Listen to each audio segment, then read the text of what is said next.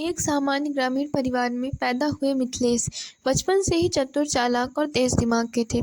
पढ़ाई में अच्छे थे, लेकिन आगे चलकर उन्होंने कोलकाता विश्वविद्यालय से कॉमर्स की पढ़ाई की, बीकॉम कॉमर्स की। लेकिन यही पढ़ाई उनके लिए ठगी की दूसरी दुनिया का दरवाज़ा खोलने की साबित हुई। कहते हैं उनकी पहली ठगी उनके ही पड़ोसी से जुड़ी थी। एक पड़ोसी ने उन्हें बैंक में ड्राफ्ट जमा करने भेजा। वहां पहुंचकर मिथिलेश ने पड़ोसी के हस्ताक्षर की हूबहू नकल कर ली और लगभग 1,000 निकाल कर गायब हो गए। यह रकम उस समय बहुत बड़ी मानी जाती थी। यही घटना उनकी ठग बनने की यात्रा का पहला कदम हुआ। आगे चलकर नटवर लाल को हस्ताक्षर की नकल करने का उस्ताद कहा जाने लगा। वे बड़े बड़े उद्योगपतियों और नेताओं के नकली हस्ताक्षर बना लेते।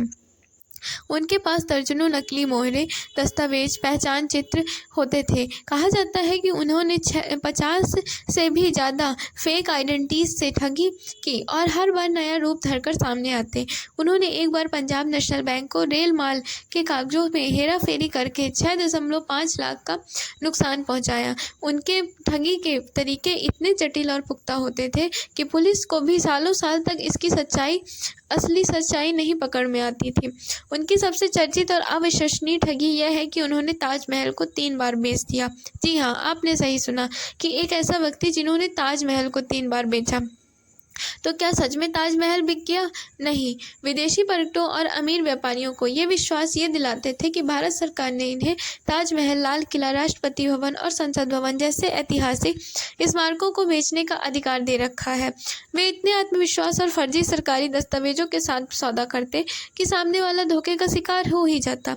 यह सिर्फ एक बार नहीं, बल्कि ताजमहल को 3 बार, लाल किला और राष्ट्रपति भवन को 2-2 बार और संसद भवन को बेचने का दावा किया है।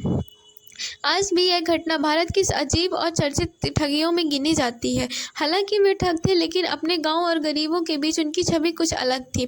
कहा जाता है कि वो जितना भी ठग से पैसा कमाते, उसका कुछ हिस्सा अपने गांव के गरीबों में बांट देते और फिर वहां से अचानक गायब हो जाते। यही वजह थी कि लोग उन्हें अपराधी से ज़्यादा रॉबिन हुड की तरह देखते थे।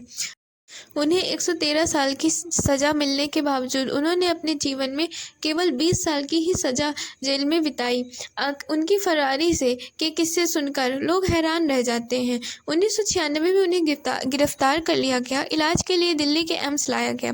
पुलिस उन्हें दिल्ली रेलवे स्टेशन से लेने जा ही रही थी, तभी अचानक से व्हील चेयर छोड़कर गायब हो गए और इसके बाद वो कभी नहीं मिले।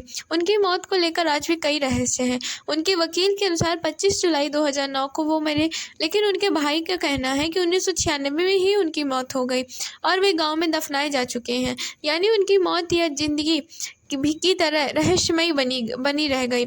नटवर लाल का नाम अब भारतीय लोक कथाओं जैसे सिनेमा दोनों में अमर है। बॉलीवुड में कई फिल्में भी बनी हुई हैं। मिस्टर नटवर लाल, अमिताभ बच्चन इसमें है, राजा नटवर लाल, इमरान हाशमी है, बंटी और बबली इसमें भी है। आज भी जब कोई बहुत चालाक ठग सामने आता है तो लोग कहते हैं यह तो पूरा नटवर लाल है। तो आप बताइए, आप भी सुने हैं कभी किसी को नटवर लाल कहते हुए? और से अगर आपको वीडियो पसंद आई हो तो लाइक करिए, सब्सक्राइब करिए, जुड़े रहिए ऐसी और कोई दिलचस्प कहानी के साथ। मिलते हैं नेक्स्ट वीडियो में।